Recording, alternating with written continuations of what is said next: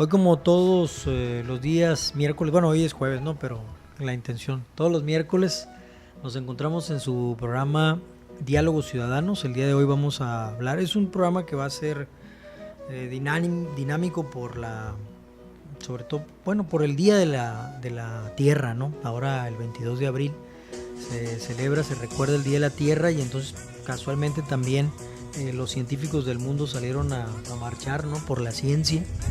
Y bueno, vamos a hacer una serie de programas estas 2 semanas con respecto a este tema. Se encuentra con ustedes su amigo Francisco Morales. Manuel Abuito, buenas tardes. Sí, Francisco Cárdenas, bienvenidos. Bueno, pues el tema básico tiene que ver con el desarrollo sustentable, con un tema que ya es muy viejo en la prensa, ¿no? Que ya es muy antiguo en el pensamiento científico. Se le puede considerar todavía un tema emergente en México, ¿no? En América Latina, y realmente después de 40 años, ¿no? Más de 40 años, el tema de la educación ambiental, el tema ambiental en general, el tema ecológico, de protección del ambiente, fíjense, todos estos conceptos han venido evolucionando a lo largo del tiempo desde los años 70, insisto, ¿no? Con una lucha que se presentó contra la Revolución Verde, principalmente contra el DDT, porque todo comenzó con el cuestionamiento a este pesticida, ¿no? Al DDT y las consecuencias que tenía en el ser humano. La crítica, ¿no? a lo que implicaba, y toda la contaminación que ha llegado hoy hasta cuestionar la desaparición de las abejas, por ejemplo, ¿no? Es un enorme tema a comentar para la agroindustria también, para la agricultura en general, y que tiene una relación con todos estos conceptos que hemos venido mencionando. El desarrollo sustentable hoy está de moda, todo el mundo habla del desarrollo sustentable, pero habría que preguntarnos qué tan viable en términos financieros es, porque bueno, ninguno de los que estamos aquí somos economistas, pero si a mí alguien me dice, Francisco, ¿tú invertirías tu dinero en un proyecto ecológico, en un proyecto ambiental? Pues entonces yo me preguntaría qué tan cerca o qué tan lejos estoy, ¿no? En los hechos, bueno, podríamos decir que el ciudadano común tiene muchas dificultades para invertir en este tipo de negocios, ya sea lombricultura, por ejemplo, ¿no? Para producir humus de lombriz. Podríamos hablar en un momento dado de la mosca negra, por ejemplo, también para producir a un abono, ¿no? O el reciclado de PET, que en algún momento se pone de moda, ¿no? Pero los precios internacionales al final afectan. Todo esto que pudiéramos mencionar como la industria verde, porque al final de cuentas, y eso sí es algo que cuestionaban los ecologistas frente a los ambientalistas, que son dos posiciones. Los ecologistas son conservacionistas, los ambientalistas promueven la explotación racional de la naturaleza, y algunos ambientalistas y ecologistas, sobre todo los ecologistas, plantean, bueno, pero hay especies que no podemos explotar, que no es viable que se explote. Entonces, ¿cómo lo haríamos? ¿Cómo explotaríamos estas especies? Los ambientalistas dicen, bueno, los convertimos en un potencial paisajístico, ¿no? Búfalo, por ejemplo, se le puede explotar por la piel, la carne, pero también se le puede explotar por la contemplación, ¿no? No a todos los pájaros te los vas a comer, por ejemplo, ¿no? No sé, estoy pensando, ¿no? Sí. Algún pájaro que sea para contemplarlo, ¿no? Entonces, pensemos en estas situaciones en un momento determinado, como por ejemplo alguna chachalaca, ¿no? Digo, no estoy mencionando temas políticos, para aquellos que se sientan. Pero claro que el tema ambiental es político también. Pues también vemos que como tú decías, desde 1973 se toma en la ONU este tema como un tema emergente, se adopta como tal. Se suman otras preocupaciones como el sobrecalentamiento global, el exceso de emisión de agentes contaminantes de la industria, particularmente la petrolera, y el caso de extinción de especies que le hemos visto también, la irracionalidad precisamente en la deforestación del planeta en general, entonces que va generando otros aspectos negativos, y que finalmente se sientan en principio unas bases en el 73 en la ONU, y que pues compromete pues a los países que ahí convergen en implementar políticas nacionales, y en cuanto a las productivas, que de alguna manera adopten medidas para ir contrarrestando estos efectos negativos en el medio ambiente, ¿no?, de nuestro planeta. Sí, ahí tendríamos que mencionar, insisto, nosotros como profesionistas, pues con nuestra propia formación, como ingeniero bioquímico, ¿no?, como informático, como arquitecto, darnos cuenta cómo el tema ambiental comenzó a incorporarse dentro de los planes y programas de estudio. Cuando yo estudié ingeniería bioquímica en los 90, pues no era una preocupación realmente, ¿no? Fue una sorpresa encontrar a Carlos Salinas de Gortari en la Cumbre del Medio Ambiente en Brasil, ¿no?, después de haber inaugurado el proyecto Tres Ríos aquí en Culiacán. O sea, Una gran contradicción, ¿no? porque, bueno, es más, primero fue a la cumbre y luego inauguró el proyecto Tres Ríos. O sea, México en realidad en el tema medioambiental es de los 90 para acá, con la formación de Semarnat, ¿no? O sea, antes de esto, Antes de esto el tema ambiental en México era inexistente. Era ignorado, ¿no? De hecho, para poder entrar México al Tratado de Libre Comercio lo obligaron a 3 aspectos. 1, derechos humanos, que estamos reprobados en estos momentos, ¿no? Otro tema ambiental, el tema ambiental, ¿no? Y el otro tema, democracia, ¿sí? Los 3 temas estamos aniquilados. Totalmente. Los 3 temas que nos llevaron al Tratado de Libre Comercio, que hoy le lloran a Donald Trump porque no se salga, ¿no?, son temas en los cuales los compromisos internacionales que se aprobaron para que se formaran las instituciones democráticas, uno, es ciudadanizar el IFE, o recuerden ustedes, nosotros si nos acordamos, ¿no?, nos tocó esa racha de la reforma de Zedillo en 1994, aunque dije que no iba a hablar de política, pero es que el tema ambiental es político. Claro. O sea, aquel que lo piense el tema ambiental como ir y sobar un perrito, pues está equivocado. No puede ser. Y sobar un perrito es política. Por supuesto. Contemplar el paisaje es política, porque de repente hemos tenido también a la historia de la educación esa idea de separar la academia de la política, ¿no? No podemos separar la academia de la política, es inmersa, es una condición sine qua non. Un pensamiento científico va aunado a un pensamiento político.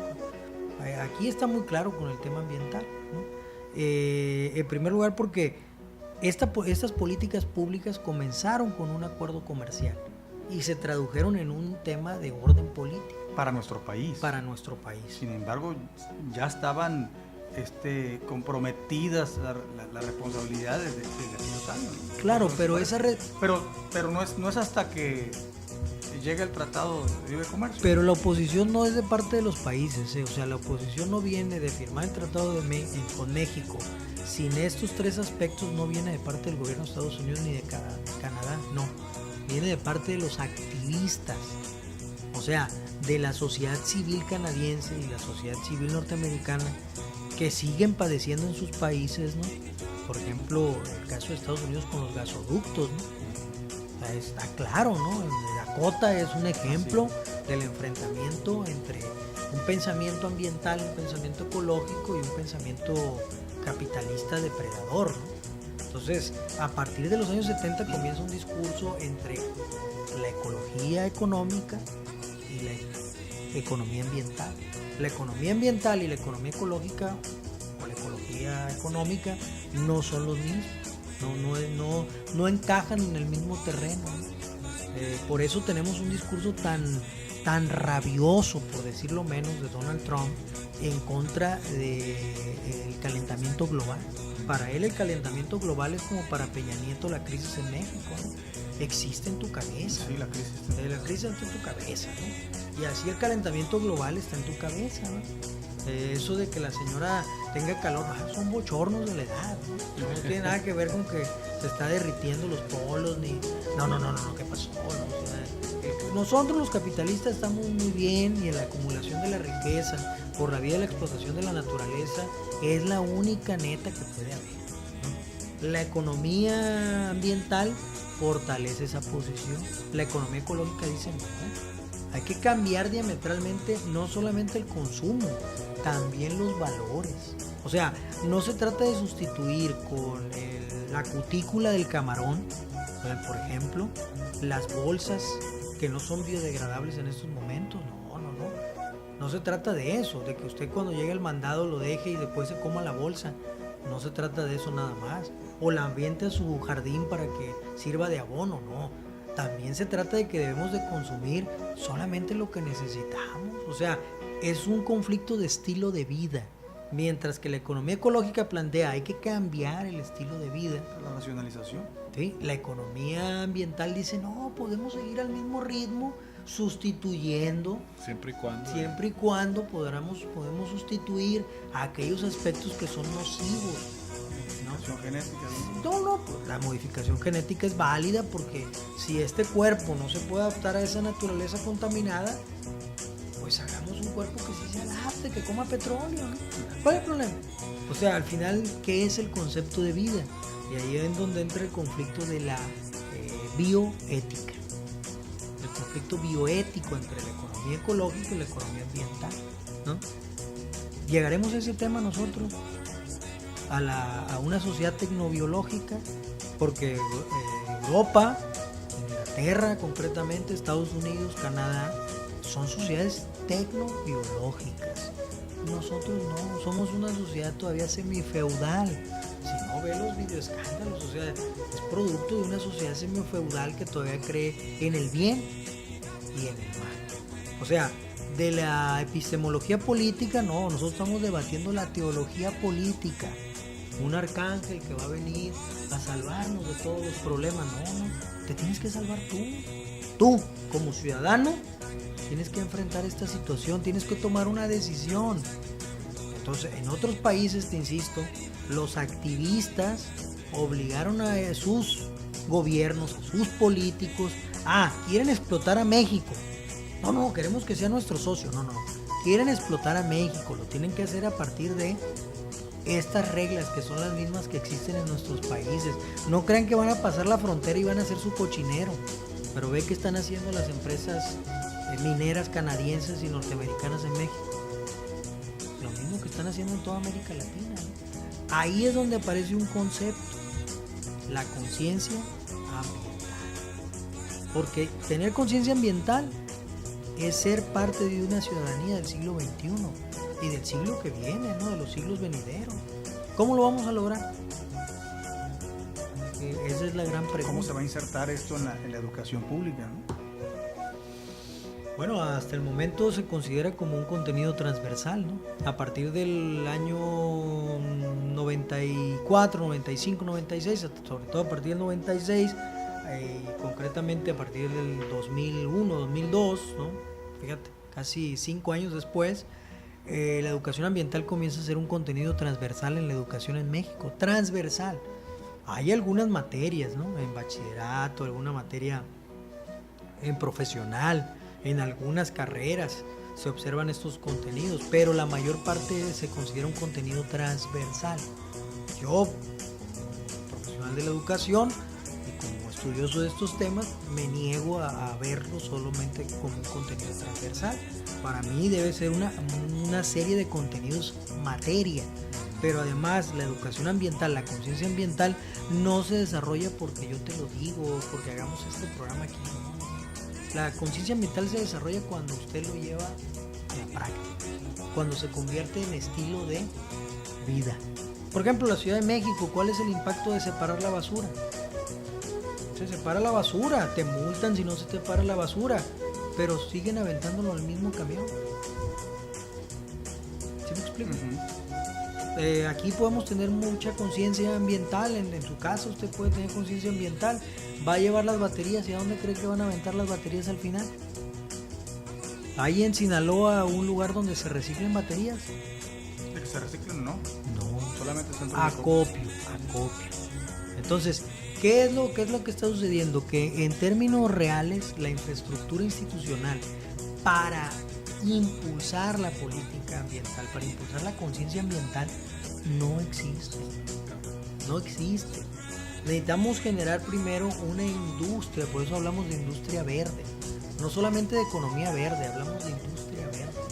Hablamos de procesos productivos que estén acorde con el tema ambiental y que no solamente sustituyan insumos que ya usamos de manera cotidiana, ¿no? Por ejemplo, esta taza, ¿no? Entonces vemos que en este caso la industria es lo que va a incentivar en un momento dado, comentas tú, Pues es contradictorio, va, pero va a incentivar una actitud de agente de cambio en ese sentido de parte de la sociedad. Claro, por eso en algún momento escribimos un artículo, ustedes lo pueden rastrear ahí por internet, que se llama la Universidad de Industria. ¿Sí? Se quedaron así como, sí, claro. Necesitamos una universidad de industria, necesitamos una universidad industriosa, una universidad productiva, una universidad que maneje parques industriales, una universidad que maneje parques industriales sustentables. O no un parquecito, parques industriales. Necesitamos un modelo, una propuesta, ¿no? En donde coincidan, un modelo productivo me refiero, ¿no?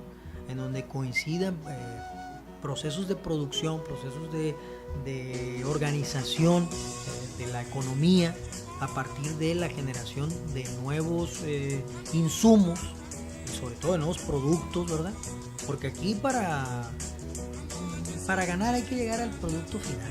Ya no se puede pensar solamente en México como productor de materias primas. Eso ya pasó. Eso sucedió durante el Fordismo. Eso sucedió durante el Taylorismo. Eso sucedió durante el keynesianismo bajo el modelo económico de sustitución de importaciones en los años 50.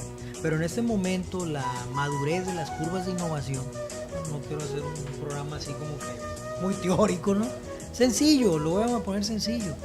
¿Usted le quiere entrar al tema de los celulares? Bueno, hay que entrarle a hacer carcasas de celular, ¿sí?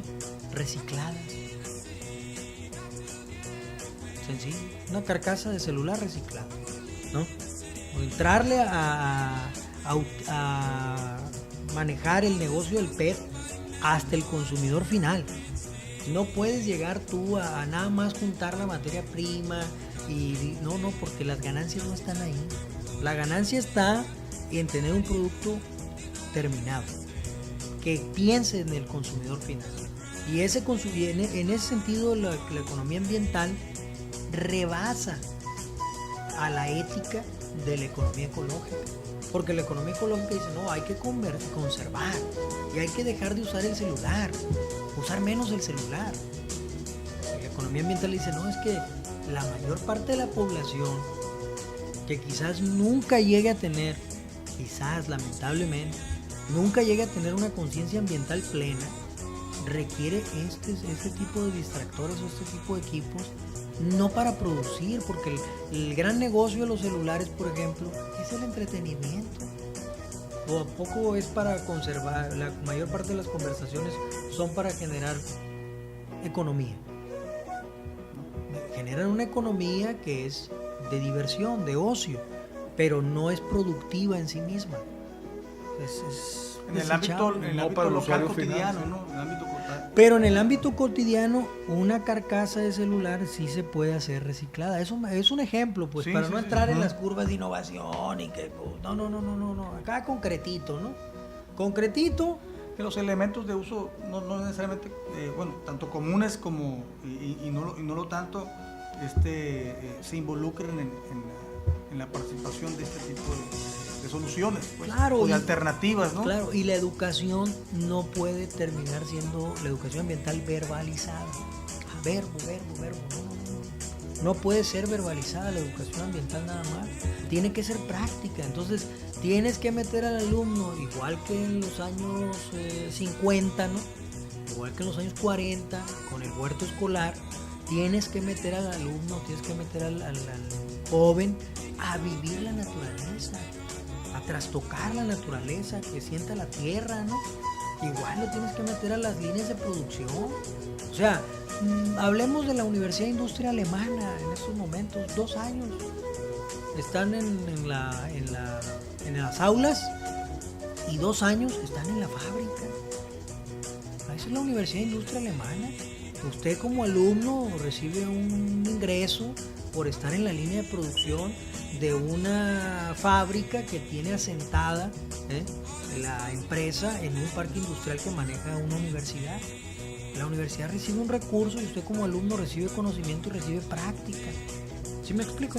No es ir a que te explote una empresa privada y que no te enseñe absolutamente nada y que tú no le regreses nada a la universidad. No. Eso es lo que nos referimos con Universidad de Industria, ¿no? Una universidad que permita ser autosuficiente y autosustentable. Autosuficiente en primer lugar y autosustentable. Interesante, porque con eso de que salen de la universidad después de 5 años y le piden experiencia laboral a la gente, pues terminan dedicándose a otra cosa menos a lo que... Bueno, esa es la idea de la práctica profesional, ¿no? Hay una reforma ya en el caso de la Universidad Autónoma de Sinaloa, por ejemplo, que habla ya de la práctica profesional. Lo que sí es que no te entregan constancia. Que deberían de. Sí, es correcto. Bueno, entonces, ¿qué es lo que pasa? Que aquí hay que compenetrar ciertas políticas que ya se están aplicando en la Facultad de Química, en Arquitectura, ¿no? En la Facultad de Educación, Estudios Internacionales, que ya se están aplicando, pero que necesitan concatenarse, que necesitan unirse. Porque aquí ya hay esfuerzos, ¿no? O sea, en el siguiente programa podemos tener aquí compañeros que ya tienen esfuerzos, que ya están haciendo cosas, actividades, pequeños productos, pequeños incentivos, ¿no? Que en un momento determinado de lo disperso que están, pues se pierden, ¿no? Porque sí, están... como el proyecto que se tenía ahí mismo en la universidad de las incubadoras empresariales. Sí, yo al principio pues no entendía, bueno, de qué se trata, pero la propuesta del entonces rector dijo, es precisamente para el tema que dijo aquí el compañero Boite, pues cuando tú vas ya al mercado laboral no tienes experiencia, entonces a ver, muchacho, crea tu propia empresa. Entonces ya una vez fracase o siga adelante, en algún momento tú ya tienes cómo respaldar tu experiencia. Entonces ya puedes insertarte de una forma más rápida. Sí, más rápida, pues más sustentable también la formación de la persona. Pues sí, o sea, no nada más nos vamos a refugiar en el medio ambiente, en el arbolito, ¿no? En general, pues. No, y además es muy importante decirlo, es fundamental decirlo, ¿no? Si no hay una praxis, ¿no? Si no hay una relación entre la teoría y la práctica, pues entonces es imposible que se pueda avanzar, ¿no? No se puede avanzar, es algo inaudito, pero la curva de aprendizaje de un egresado que no tuvo experiencia práctica, experiencia laboral, frente a alguien que la ha tenido, es diametral, o sea, es abismal, pues, el gasto que tiene una empresa para la capacitación de los trabajadores, pues, es abismal, y para la capacitación empresarial también. O sea, en este manejo a veces maniqueo que hacen en las sociedades semifeudales como las nuestras, ¿no? Es que a ti te enseñaron para ser obrero. Espérate, ¿qué? No. Y a mí me enseñaron a ser empresario. No, espérate, o sea, no hay eso. O sea, ni usted nace siendo empresario, ni él nace siendo obrero. No. La clase política que no nacieron así. Sí, no. Tú sí estás haciendo política. Es que se dice clase política y dije, sí nacieron. Nacieron así, ¿va? No, es que, como diría José Alfredo Jiménez, yo no sé nada de eso de las clases sociales, ¿no? O sea, estaba haciendo política el amigo, ¿no? Entonces, ¿qué es lo que pasa? Que habría que referirnos al hecho de que la sociedad requiere aprender a ser, aprender a estar, ¿no? Y no estoy hablando de competencias, ¿no? De modelo de competencia, estoy hablando de... Sí, no estoy hablando de eso. Estoy hablando de que ya hablamos aquí en otro programa las debilidades del modelo por competencia. Hemos comentado, pues, en otros casos, en otros momentos, el asunto simplemente, si hablamos de una actividad muy simple como la limpieza, pues... Pero no presentamos a Horacio, nuestro compañero del sofá. El sillón rojo. El sillón rojo. Hoy le tocó. Oye, ese sillón no estará mandando un mensaje, ¿no? Y te digo, les comento, el tema aparentemente muy simple, muy sencillo, muy llano de llevar a cabo por cuestiones de higiene nomás, mantener limpio tu casa, tu espacio, tu oficina, tu centro de trabajo, el lugar al que visitas, contribuir para que se mantenga limpio. En general, pues algo que me beneficia directamente, ¿no? Directamente, ¿no? Desde que me baño, bañarme bien, con jabón, con champú, lo que tú quieras, ¿no?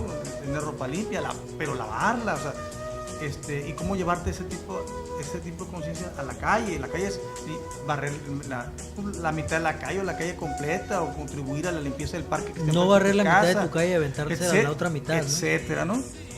Porque lo vemos en un aula también, lo sucio que se encuentra en muchas ocasiones, no en pocas, y en cualquier institución, no solamente educativa, sino a veces pues, en la cuestión de comprometerse con tu entorno. Por eso es la conciencia ambiental.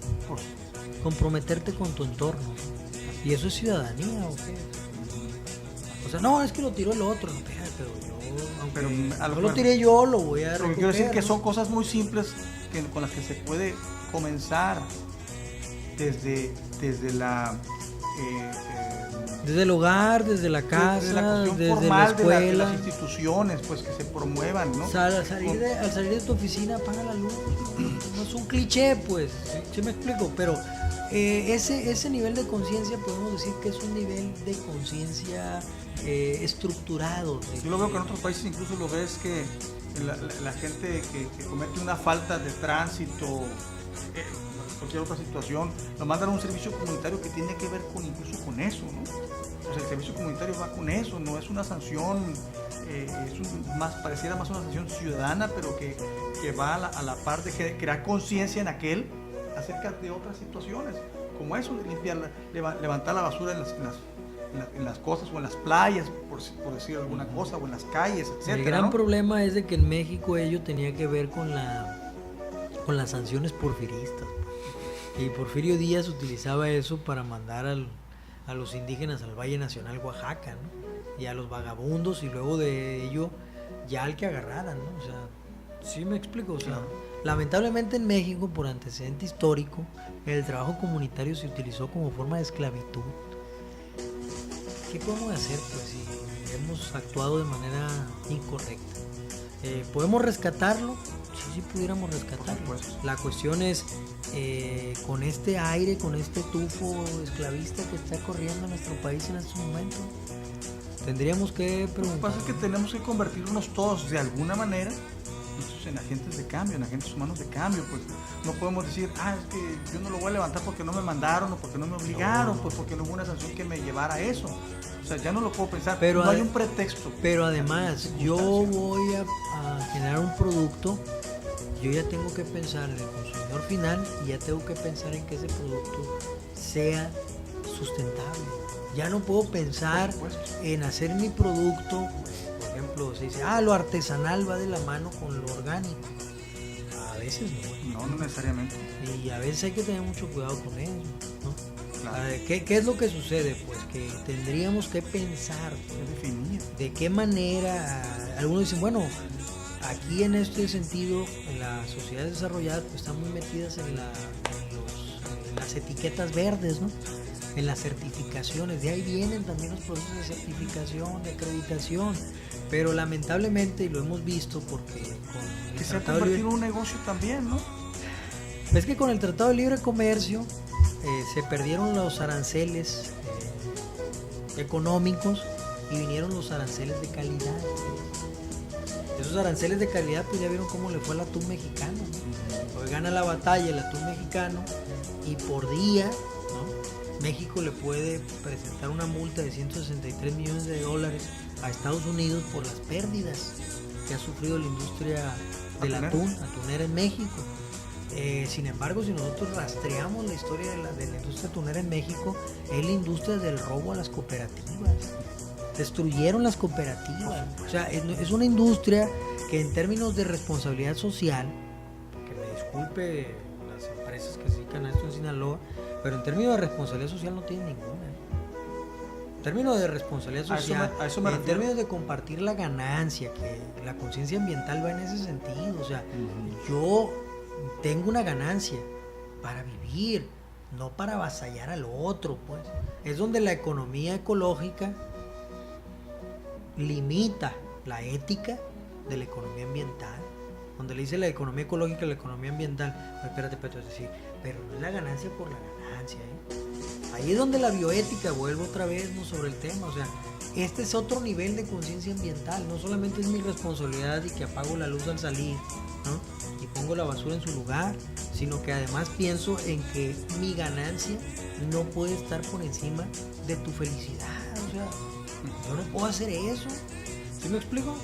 Entonces, lamentablemente, ahí en el tema del desarrollo de la conciencia, a nivel de México, a nivel de América Latina, a nivel del mundo, pues tendríamos que pensar, tendríamos que llevar los productos industriales de una industria verde a una reflexión en torno a la ganancia. La ganancia no es inmoral, ¿eh? La No, ganancia por no es supuesto que no. inmoral. Claro que La no, ganancia pero- no es inmoral, ¿No? ¿no? Lo inmoral, lo que raya en la ruptura de lo ético, y aquí no estamos hablando de El mercader de Venecia, ¿no?, de William Shakespeare, pero sí también estamos hablando de eso. Le dice, yo te voy a prestar a condición de que la ganancia, o sea, el rédito, pues, la utilidad de este préstamo, ¿no?, me la vas a pagar con tu carne, ¿no?, con carne tuya. Después, si no me pagas a tiempo, me vas a empezar a pagar con tu carne. Entonces el mercader de Venecia exige que despellejen al otro, ¿no? Ahí es donde la ganancia es inmoral. ¿Sí me explico? Lamentablemente en estos momentos el capitalismo es una ética sin moral. Es ético porque es legal su ganancia, pero es injusta. Es injusta. Eso es lo que cuestiona la economía ecológica. Entonces es un debate interesante para varios programas, ¿no? Si les Se parece. tiene que establecer, como considero yo que debe establecer mecanismos de regulación. Ah, no, pero el neoliberalismo dice que el Estado no debe regular No el puede mercado. regular nada, ¿Qué pasó? Usted está haciendo política en este programa, ¿eh? ¿Qué le vamos a hacer? ¿Qué le vamos a hacer? Bueno, pues con esto despedimos el programa del día de hoy y nos vemos la próxima semana aquí en Diálogos Ciudadanos. Buenas tardes.